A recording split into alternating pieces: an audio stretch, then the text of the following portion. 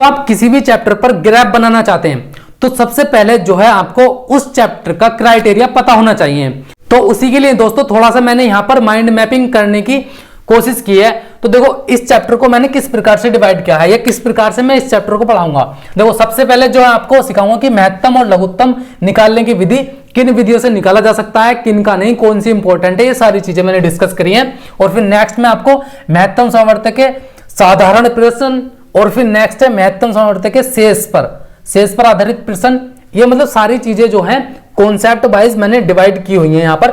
और फिर नेक्स्ट आपका लघुत्तम समावर्तक यानी कि एलसीएम के साधारण प्रश्न, और फिर आपका ये लघुत्तम के शेष पर आधारित प्रश्न, पूरी ये सीरीज वाइज है। और फिर नेक्स्ट आपका महत्तम समावर्तक के मिश्रित प्रश्न, महत्तम यहाँ पर लघुत्तम भी होना चाहिए, महत्तम और लघुत्तम से जो है एक फॉर्मूला क्रिएट होगा आपका, वहां पर जो है आपके मिश्रित क्वेश्चंस मिलेंगे महत्तम और लघुत्तम के। फिर आपका भिन्नों का लघुत्तम और महत्तम कैसे निकालते हैं, भिन्न मतलब जैसे 4/5 है या फिर आपका 0.6, और ये देखो ये दो संख्याएं होंगी आपकी इनका, या फिर 0.78 का, ऐसे किस प्रकार से निकाला जा सकता है वो चीजें इसमें डिस्कस करेंगे। और फिर नेक्स्ट है ये लघुत्तम महत्तम के अनुपात पर आधारित प्रश्न, अनुपात जो है वो भी लगेगा आपका इनमें, तो वो देखते हैं। और फिर नेक्स्ट ये आपको दिखाई दे रहा होगा या नहीं पता नहीं, तो देखो ये विशेष प्रश्न जो आपके एलसीएम और एचसीएफ के होंगे, यानी कि ये हाई लेवल के क्वेश्चन होंगे जो महत्तम और लघुत्तम के होंगे, इन्हें भी हम जो है इस वीडियो में डिस्कस करेंगे। तो ये सारे पॉइंट्स है। तो दोस्तों चलते हैं पहले पॉइंट की तरफ, महत्तम और लघुत्तम निकालने की विधि। एग्जाम्पल के थ्रू समझते हैं इस चीज को। देखो जैसे मैंने 3 संख्या ली यहाँ पर, एक ली मैंने 10 और यहाँ पर 15 और एक ली मैंने 30। इसमें मैं निकालूंगा लघुत्तम और यहाँ पर निकालता हूं मैं महत्तम, दोनों को एक साथ समझते हैं और ये ज्यादा अच्छा रहेगा हमारे लिए। तो देखो जब हम इन संख्याओं का लघुत्तम निकाल रहे होंगे, लघुत्तम यानी कि LCM, इसको कहते हैं हम लघुत्तम समावर्तीय, इसकी फुल फॉर्म होती है ये। और यहां पर निकालेंगे हम मतलब HCF, इसको कहते हैं हम मैथ है शॉर्ट में, या फिर कह सकते हैं इसको महत्तम समावर्तक। और इसका एक नाम और होता है, इसको हम कहते हैं GCD। क्वेश्चन ऐसे भी आ सकता है आपका कि मतलब संख्या दे देगा उनका GCD निकालिए। GCD भी जो है हमारा महत्तम समावर्तक होता है, इसको कहते हैं ग्रेटेस्ट कॉमन डिवीजर, और ये आपकी हाईएस्ट कॉमन फैक्टर, और ये होता है आपका लीस्ट कॉमन मल्टीपल। तो इन चीजों को समझने के लिए देखो सबसे पहले क्या करना होगा, ये जो लघुत्तम निकालने के लिए हमें इसे गुणनखंड विधि से मतलब फैक्टर करने होंगे इसके। तो देखो सबसे पहले ये संख्याएं हमें काटनी है, तो किस प्रकार से काटेंगे, यहां पर मैंने 5 ले लिया, 5 से जब हम इसको डिवाइड करेंगे तो देखो ये कितनी बार जाएगा, 5 दूनी 10, और फिर ये जाएगा 15, 5 से 3 बार में, 5 तिया 15, और ये 30 जाएगा, 5 छंग 30, 6 बार में। अब नेक्स्ट संख्या मैंने ले ली यहाँ पर 2, जब आप इसको 2 से डिवाइड करेंगे तो ये एक बार चला जाएगा, 2 एकम 2, और ये 3 जाएगा नहीं 2 से, तो हम 3 को यहीं पर इसी प्रकार से लिख लेंगे जैसे लिखा हुआ, 3 लिख लिया मैंने। फिर जब 6 को डिवाइड करेंगे तो 2 तिया 6, 3 बार चला जाएगा। अब नेक्स्ट लाइन में हम क्या करेंगे, 3 से डिवाइड कर देंगे, ये 3 से डिवाइड हो जाएंगे दोनों। तो देखो जब मैं 3 से इसे भाग करूंगा या डिवाइड करूंगा तो देखो ये एक तो पहले से यहाँ पर, तो मैंने एक ऐसे ही लिख लिया। अब 3 एकम 3 एक बार में, और फिर ये 3 एकम 3 एक बार में। तो ये चीज ध्यान देनी है कि जब हम लघुत्तम समावर्तक निकाल रहे हो यानी कि एलसीएम, तो हमें उन संख्याओं को यहां तक जो है विभाजित करना होता है या भाग करनी होती है, इन जो इसके फैक्टर्स आए हैं, यानी कि लास्ट में आपका 1 1 1 लाना होता है। अब देखो किन किन संख्याओं से काटा हमने, 5 से काटा, 2 से, 3 से, तो इसका एलसीएम जो हो जाएगा आपका वो हो जाएगा 5 गुणा 2 गुणा 3, तो ये कितना हो जाएगा, 5 दूनी 10 और 10 तिया 30। तो सिंपली हम कह सकते हैं कि 10, 15 और 30 का जो एलसीएम होगा यानी कि लघुत्तम समावर्तक वो आपका 30 हो जाएगा। अब देखो यहां पर समझते हैं हम इनका एचसीएफ कैसे निकालते हैं। तो एचसीएफ भी निकालने के लिए यानी कि महत्तम समावर्तक हमें फैक्टर्स ही करने होते हैं। तो अब यहां पर फैक्टर्स आपको करने हैं। तो देखो सबसे पहले क्या होगा, जब आप महत्तम समावर्तक निकाल रहे हो तो आपको यहां पर ऐसी संख्या से डिवाइड करना है जिससे ये तीनों डिवाइड हो सके। तो मैंने यहां पर 5 ले लिया, तो देखो 5 दूनी 10, 5 तिया 15 और 5 छंग 30।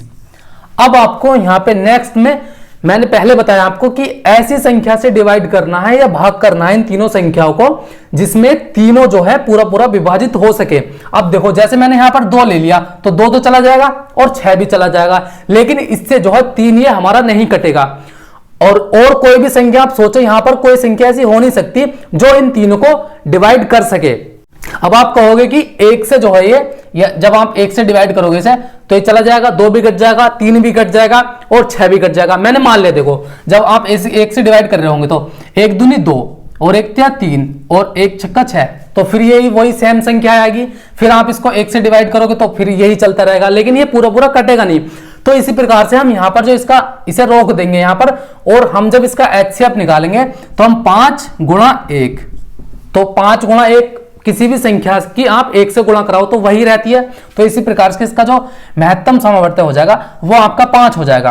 तो देखो लघुत्तम निकालते समय आपको ध्यान रखना है कि उन संख्याओं को वहां तक विभाजित करना है जहां की उसमें नीचे 1-1 ना जाए, और इसमें आपको उस टाइम तक काटना है, यानी कि मतलब उस लिमिट तक काटना है जहां पर एक ही संख्या से तीनों पूरी विभाजित संख्याएं हो जाएं, और आगे नहीं हो रही हो तो वहीं पर उसे ब्रेक करके यानी कि रोक कर आप उनकी गुणा कर दीजिएगा जिनसे पूरी विभाजित हुई हैं। तो इस प्रकार से आपका जो है ये महत्तम समावर्तक निकल जाएगा।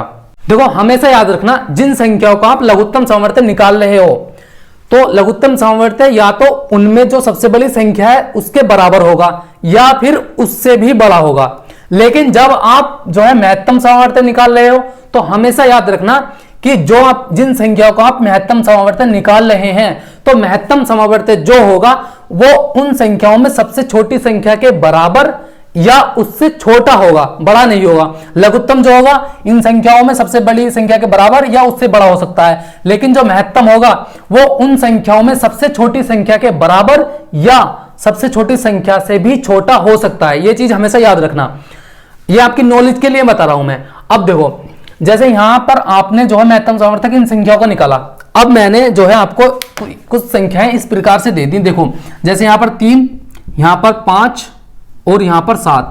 अब मैं कहूं कि आपसे इनका जो है महत्तम समावर्तक निकालो, तो आप सबसे पहले यह सोचोगे कि एक ऐसी संख्या यहां पर लाओगे कि जिससे ये तीनों संख्याएं जो है पूरी विभाजित हो जाएं। ओके, अब देखो यहां पर कोई भी संख्या ऐसी नहीं है, खाली सिर्फ 1 को छोड़कर। 1 से जब आप डिवाइड करोगे इसे तो ये तीनों संख्याएं डिवाइड हो जाएंगी। देखो ये 3 बार जाएगा, ये 5 बार और ये 7 बार, इसके अलावा कोई भी संख्या नहीं है। फिर 1 से करोगे तो ये फिर आपका यही चलती चली जाएगी सीरीज। ओके, तो जब इसका आप महत्तम समावर्तक बताओगे तो जैसे मैंने आपको इस वाले एग्जांपल में बताया था, है ना, तो आपको इसी में भी यही करना है। आप क्या करोगे कि 1 गुणा 1, तो इसका महत्तम समावर्तक क्या आ जाएगा, 1 आ जाएगा। ये चीज मैंने आपको जो है मतलब एग्जाम्पल के माध्यम से समझाई है। अब आपको सिंपली इसकी बात बताता हूं क्या है। जो आपकी सह अभाज्य संख्याएं होंगी, सह अभाज्य संख्याएं देखो ये 3 है और 5 है और 7 है और 11 है ना, ये जो है इन संख्याओं को जो हमेशा महत्तम समावर्तक होगा जिसका कोई भी कॉमन फैक्टर नहीं होगा, जिससे कि मतलब ये संख्याएं पूरी मतलब ना कटे, तो उनका महत्तम समावर्तक हमेशा 1 होगा। ये चीज आप जो है याद रखना। अब देखो जैसे मैंने आपको जो है ये चीज समझाई कि इस विधि से आप लघुत्तम समावर्तक निकालना है और इस विधि से आपको महत्तम समावर्तक निकालना है, सही बात है। लेकिन जब आप महत्तम समावर्तक निकालोगे तो इस विधि का यूज करो या ना करो, लेकिन इसकी एक विधि होती है भाग विधि। जो परीक्षाओं में क्वेश्चंस बनते हैं आपके महत्तम समावर्तक से, वो भाग विधि से बनते हैं। इससे जो है बहुत ही कम क्वेश्चंस बनते हैं, तो बेटर होगा कि आप इसे तो समझो ही समझो, लेकिन इससे ज्यादा आप इसकी भाग विधि को समझो कि भाग विधि से हम महत्तम समावर्तक किस प्रकार से निकालते हैं। तो मैं आपको वही चीज सिखाऊंगा। अब देखो, तो दोस्तों भाग विधि से समझने के लिए जैसे मैंने आपको 2 संख्याएं दी, यहां पर एक लिखी मैंने 18 और एक लिखी 24। अब आपको फाइंड करना है कि इनका महत्तम समावर्तक क्या होगा, तो मैं इसमें भाग विधि समझाना चाहता हूं। अब दोस्तों ये जो पिछली चीजें मैंने बताई है वो आपको यदि कम समझ आए तो प्लीज वीडियो को शुरू से देखो एक बार। बहुत ही चीज मतलब अच्छी चीजें बताइए, बहुत ही क्लियर कॉन्सेप्ट है। तो देखो इसे कैसे निकालेंगे। भाग विधि जैसा कि नाम से पता चल रहा है इसमें भाग करनी है सिंपली। तो आपको क्या करना है, देखो ये छोटी संख्या से बड़ी संख्या को भाग करनी है, और सिंपली मतलब नॉर्मली होता भी ऐसा ही है, जो हम भाग करते हैं छोटी संख्या से बड़ी संख्या में करते हैं। तो देखो जब आप इसकी भाग करेंगे तो इस प्रकार से करेंगे। जब आप भाग करेंगे तो ऐसे इस प्रकार से साइन लगाएंगे। अब क्या करेंगे आप 18 क्योंकि एक ही बार जाएगा ये, तो आपने लिखा यहाँ पर 18। अब बचा कितना आपका, यहां से बच जाएगा आपका 6, तो मैंने 6 लिख लिया यहाँ पर। ओके, अब देखो ये जो 6 बचा है आपका, अब आपको इससे भाग देनी है जिससे हम पहले भाग कर रहे थे। इससे भाग कर रहे थे तो हमें इससे भाग देनी है। यहां पर इस प्रकार से लिख के यहां पर आपको 18 लिख लेना है, ये वाला। अब आप देखो जब 6 से आप 18 को काटोगे तो 6 या 18, 3 बार में देखो ये पूरा पूरा कट जाएगा। ओके, और यहां पर आपको कुछ भी नहीं बचेगा, ये 0 बचेगा। तो सिंपली आपको भाग देखो वहां तक करते चले जाना है जहां की शेषफल 0 ना आ जाए, और जहां आपका शेषफल 0 आ जाए तो उसमें जिससे आपने भाग दी हो वही आपका जो है महत्तम समवर्तक होगा। यानी कि कहना का मतलब यह है कि जो अंतिम भाजक होगा वही आपका महत्तम समवर्तक होगा। अब देखो इस चीज को प्रूफ करने के लिए मैं आपको इसे गुणनखंड विधि से भी करके दिखा देता हूं। क्या थी आपकी संख्या है 18 और 24। अब जब आप इसका गुणनखंड विधि से महत्तम समवर्तक निकालेंगे तो इस प्रकार से निकालेंगे, आप इसको जो है डिवाइड करेंगे। देखो 3 से कटेंगे सारी संख्याएं, 3 से 18 और ये चला जाएगा आपका 3 अट्ठे 24। ओके, ये दोनों संख्याएं कट गई। अब आपको ऐसी संख्या सोचनी है यहां पर जिससे ये दोनों संख्याएं पूरी पूरी कट जाएं। तो यहां पर देखो सिंपली आपको 2 से भाग कर देनी है या 2 से डिवाइड करना है। तो 2 तिया 6 और 2 चौक 8। ओके, अब देखो आप यहां पर आपको ऐसी संख्या से भाग करनी है जिससे दोनों कट जाए। तो यहां पर कोई भी ऐसी कॉमन संख्या नहीं है सिवाय 1 को छोड़कर, है ना, जिससे पूरी पूरी विभाजित हो जाए। तो 1 का तो कोई मतलब हो ही नहीं, होता ही नहीं है, क्योंकि 1 की गुणा जब आप किसी भी संख्या से करोगे तो उतना ही आएगा। प्लस माइनस में फर्क पड़ता है इससे, लेकिन गुणा में नहीं पड़ता है। तो हमें इसे यहीं तक रोक देना है। अब सिंपली आपको क्या करना है, ये जो है आपके 3 गुणा 2 यही आपके महत्तम समवर्तक है। तो 3 दूनी 6, तो यहां से आपका महत्तम समवर्तक कितना आया, 6 आया। देख लो, और यहां पर भी कितना निकाला था हमने, 6 ही महत्तम समवर्तक निकाला था। तो इस प्रकार से आपको भाग विधि से जो है ये क्वेश्चन इस प्रकार से करने हैं। और यहां पर मैंने आपको 2 एग्जांपल मतलब 2 संख्याओं का महत्तम समवर्तक लेना सिखाया है। आगे मैं जो है 3 संख्याओं का महत्तम समवर्तक निकालना सिखाऊंगा कि किस प्रकार से निकालते हैं। उससे पहले एक भाग विधि का एक और एग्जांपल देखो, 2 संख्याओं वाला ही। तो दोस्तों नेक्स्ट एग्जांपल है, देखो यहां पर लिखी मैंने 225 और एक संख्या लिखी मैंने 345। अब आपको इनका जो है भाग विधि से महत्तम समवर्तक निकालना है।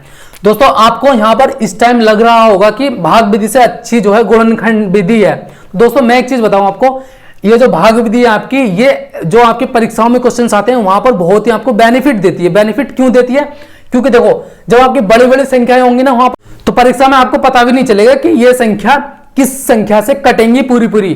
तो उसी को सॉर्ट आउट करने के लिए कैलकुलेशन को आपको भाग विधि यूज में लानी होगी। और कुछ कंसेप्ट ऐसे भी हैं जिसमें भाग विधि ही मतलब बहुत ही बेनिफिट होती है। तो देखो सीखेंगे इस चीज को।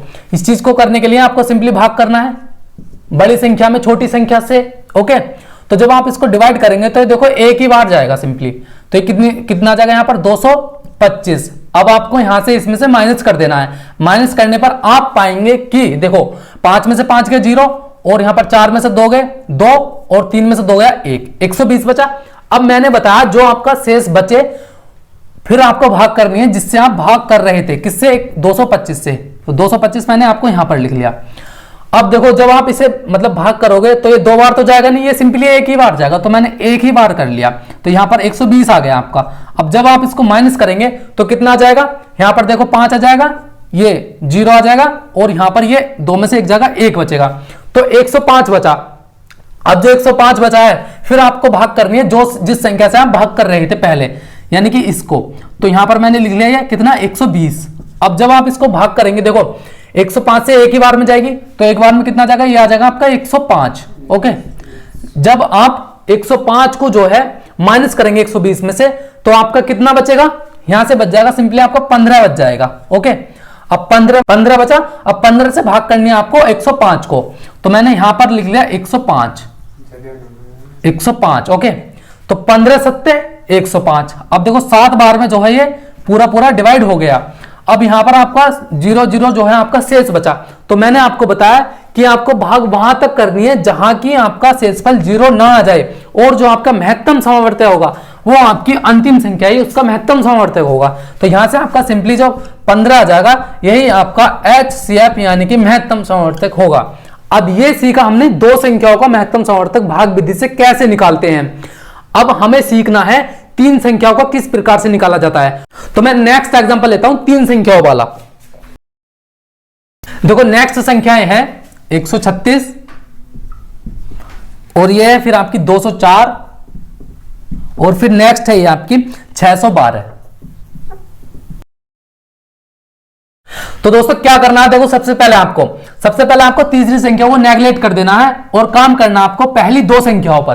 तो पहली दो संख्याओं पर आपको वही विधि यूज करनी जो मैंने अभी पिछले एग्जांपल में आपको बताया है। तो सबसे पहले आपको क्या करना होगा, 136 से 204 को आपको भाग करनी होगी, 204। तो यहाँ पे 136 से जो है 204 एक ही बार जाएगा। तो देखो 136 कन 136। अब यहां पर आपका कितना बचा, यहां देखो 14 हो गए, 14 में से 6 गए 8, और यहां पर आपके 9 बचे होंगे, 9 में से और 3 जाएंगे आपके, यहां से बचेगा आपका 6, यानी कि 68। अब जो 68 बचा है, 68 से आपको भाग देनी है ये 136 को। तो मैंने यहां पर 136 लिख लिया, 136। अब देखो 68 दूनी कितने होते हैं, 136 दूनी 136। तो यहां से देखो ये अब कुछ भी नहीं बचा यहां से, तो सिंपली इसका जो मतलब शेषफल 0 आ गया। ओके, तो आपका अंतिम जो भाजक क्या रहेगा, अंतिम भाजक रहेगा आपका 68। और मैंने बताया है आपको कि अंतिम भाजक ही आपका महत्तम समवर्तक होता है। तो आपने निकाला दो संख्या का महत्तम समवर्तक 68 आया। तो जब ये आपका महत्तम समवर्तक दो संख्या को आ जाए, फिर आपको क्या करना है, इस महत्तम समवर्तक से नेक्स्ट वाली संख्या में भाग करनी है। कहने का मतलब यह है कि आपको अब करना है कि 68 से 612 में भाग। तो किस प्रकार से होगी, देखो यहां पर आप इसे 70 मान लो और ये 600। ओके, तो 7 6 42, 7 8 56 और 7 9 63 ज्यादा हो जाएगा। तो 8 बार चला जाएगा, सिंपली 8 बार। और देखो 8 8 64, 64 का 4 हासिल लगे 6 और 8 6 48, 48 और 6 कितने होते हैं आपके 54। ये मैंने लिख लिया, आपका 544 हो गया है। तो देखो कितना बचेगा, ये 12 में से आपके 4 जाएंगे तो 8, और यहां पर आपका 0, ये हो जाएगा 10 में से 6 जाएंगे, सॉरी। तो देखो यहां पर बचेगा 0 और फिर एक हासिल इधर को लेंगे, हो जाएंगे 10, 10 में से 4 जाएंगे 6, यानी कि 68। अच्छा पूरा पूरा बच गया। तो दोस्तों ये सिंपली जैसे 8 बार करा था हमने, 9 बार में पूरा पूरा चला जाएगा। तो जब आप 68 से 9 बार में भाग करेंगे इसे 612 को, तो देखो 8 9 8 72 का 2 हासिल लगे 7 और 9 छक्का 54, 54 और 7 आपके होते हैं 61। तो सिंपली आपका यहां से 0 0 बचा। अब देखो अंतिम भाजक क्या है आपका, ये 68, शेषफल आ गया आपका 0। तो सिंपली इन तीनों संख्या को जो HCF आ जाएगा आपका भाग विधि से, वो कितना आ जाएगा 68। ये आपका HCF हो गया इस चीज का।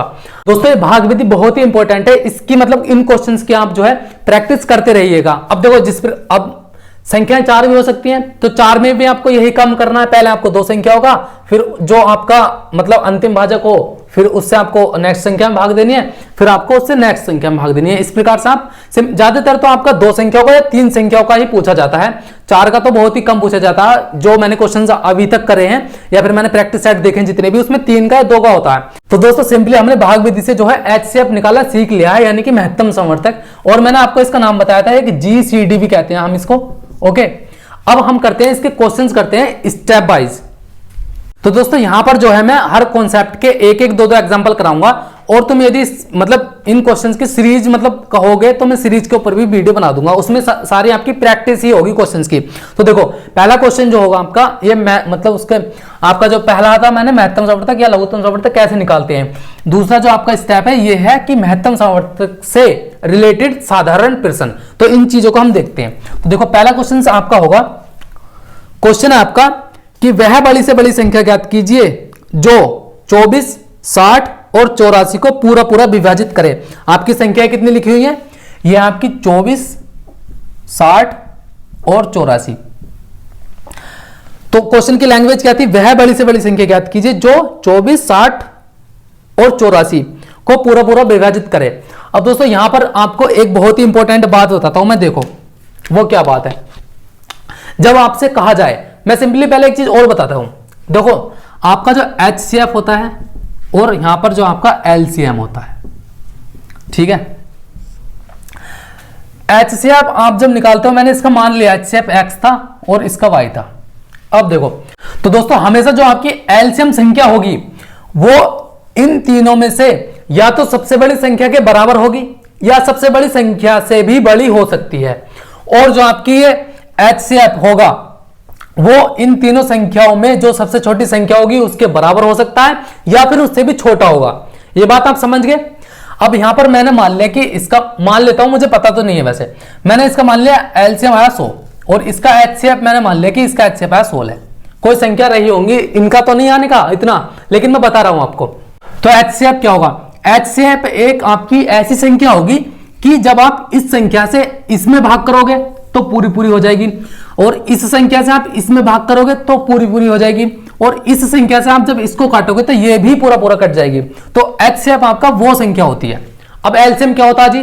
एलसीएम आपका वो होता है कि जब आप इससे इस संख्या को काटोगे तो पूरी पूरी कट जाएगी, और आप इससे इस संख्या को काटोगे तो पूरी पूरी कट जाएगी, और इससे भी ये संख्या आपकी पूरी पूरी डिवाइड हो जाएगी।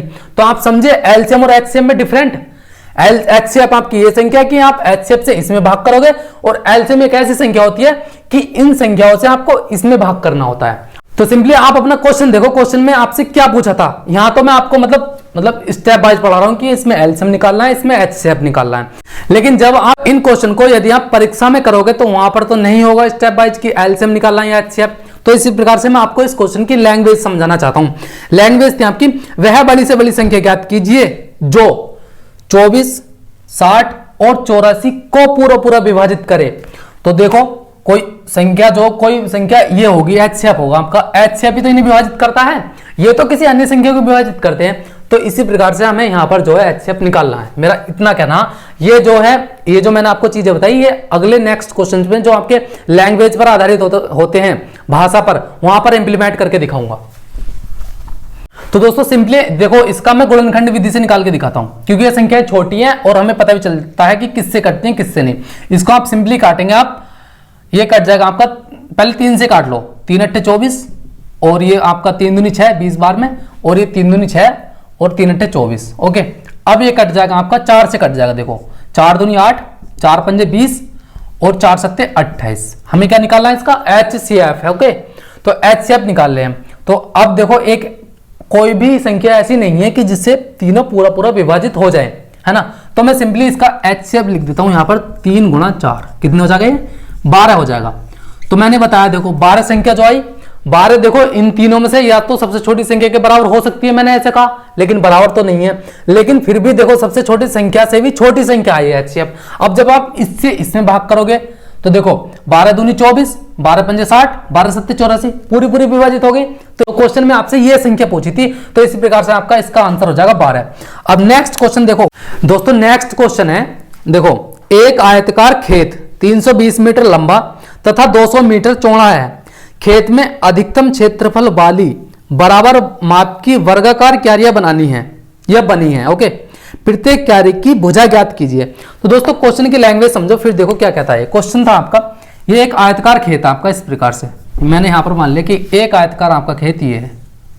ओके, इसकी जो एक भुजा दे रखी है आपको वो है 320 मीटर लंबा, और ये है आपका यहाँ पर 200 मीटर ये चौड़ा है आपका। ओके, अब क्वेश्चन में कहा है कि जो है इसके अंदर अधिकतम क्षेत्रफल वाली बराबर माप की वर्गाकार क्यारियां बनी है। तो आपकी वो कुछ इस प्रकार से बनी होंगी, जिनकी लंबाई और चौड़ाई जो है बराबर होगी, उसे ही वर्ग कहते हैं वैसे तो, जिसकी लंबाई और चौड़ाई बराबर होती है।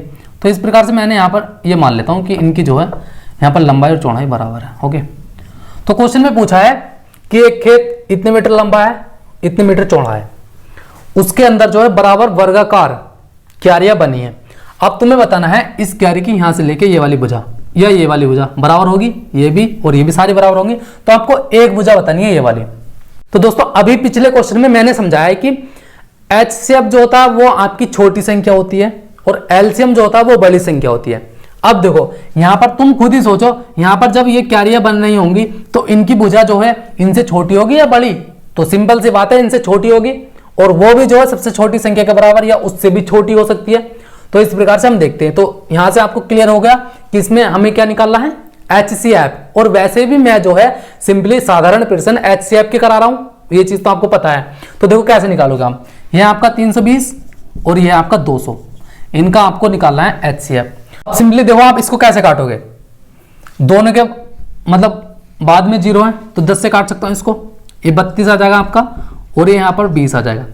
अब सिंपली आप इसको काट सकते हैं 4 से, 4 अट्ठे 32 और 4 पंजे 20। ओके, अब ऐसी कोई भी संख्या नहीं है जिससे जो है ये संख्या पूरी पूरी कट सके। ओके, तो इसका जो आपका एचसीएफ आ जाएगा वो आ जाएगा 10 गुणा 4, कितना लिख सकते हैं हम? 40 मीटर। तो एक भुजा की जो आपकी लंबाई होगी वो आपकी 40 मीटर होगी। तो इस प्रकार से इसका जो करेक्ट आंसर हो जाएगा वो 40 मीटर हो जाएगा। तो नेक्स्ट टाइप है आपका महत्तम समवर्त के शेष पर आधारित प्रश्न। महत्तम समवर्त से रिलेटेड होंगे, लेकिन ये कॉन्सेप्ट थोड़ा सा अलग है। अलग क्या, वही है, लेकिन उसमें थोड़ा सा कुछ करना पड़ेगा। देखो क्या है, ये चीज आपको सीधी क्वेश्चन से समझ में आ जाएगी। मैं क्वेश्चन में बता दूंगा क्या चीज है। तो दोस्तों देखो, क्वेश्चन है आपका, वह बड़ी से बड़ी संख्या ज्ञात कीजिए जिससे 134, 159, 184 में भाग देने पर प्रत्येक दशा में 9 शेष बचे। तो देखो आपकी संख्या किस प्रकार से है, संख्याएं हैं आपकी 134, ओके, 159 और एक है आपकी 184। तो क्वेश्चन ने कहा कि एक संख्या कोई एक संख्या ऐसी है कि इससे जो है हम इसमें भाग करेंगे तो 9 शेष बचेगा, और इसमें भाग करेंगे तो 9 शेष बचेगा, और फिर हमें इसमें भाग करेंगे तो 9 शेष बचेगा। तो ये बात तो आपको क्लियर हो गई कि जब हम इस संख्या से इसमें भाग कर रहे हैं तो हमें महत्तम समवर्तक निकालना है इसमें। अब लेकिन क्वेश्चन में एक चीज और ऐड कर दी है कि 9 शेष बच रहा है। ओके, तो देखो, तो एक काम करते हैं कि इसमें 9 शेष बचा तो इसमें से मैंने 9 माइनस कर दिया। अब तो ये पूरी कट जाएगी इससे, और इसी प्रकार से मैंने इसमें 9 माइनस कर दिया, और इसी प्रकार से इसमें 9 माइनस कर दिया। तो अब जो संख्या बची ये वाली, अब तो ये x से जो है जो भी संख्या आपकी आएगी महत्तम समवर्तक निकाल के उससे पूरी विभाजित हो जाएंगी। तो ये बहुत ही सिंपल हो गया। देखो 134 में से 9 जाएंगे तो आपके कितने बचेंगे, यहाँ पर 125, ओके, और फिर नेक्स्ट यहाँ से आपका सिंपली 150 बच जाएगा, और यहाँ से 184 में से जब आपके 9 जाएंगे तो शायद ये 175 बचेंगे। ओके, अब इनका आपको जो है महत्तम समवर्तक निकालना है। तो सिंपली आपको क्या करना है, इसके फैक्टर कर लेने हैं। अब देखो कितने से कटेगा, ये कटेगा आपका 25 से कट जाएगा। तो देखो 25 पंजे 125, 25 छक्का 150, और 25 सत्ते 175, 25 छक्का 150, 25 सत्ते 175। अब नेक्स्ट संख्या आपकी ऐसी कोई भी नहीं है जिससे ये तीनों संख्याएं जो हैं डिवाइड हो सके। ओके, तो इसका महत्तम इसका HCF जो आ जाएगा आपका HCF वो कितना आ जाएगा 25। तो वो संख्या जो है आपकी 25 है। अब देखो इस चीज को हम क्रॉस चेक करते हैं। 25 है आपका। अब जब आप जो है 25 से 134 में भाग करेंगे तो आपका 9 जो है शेष बचेगा।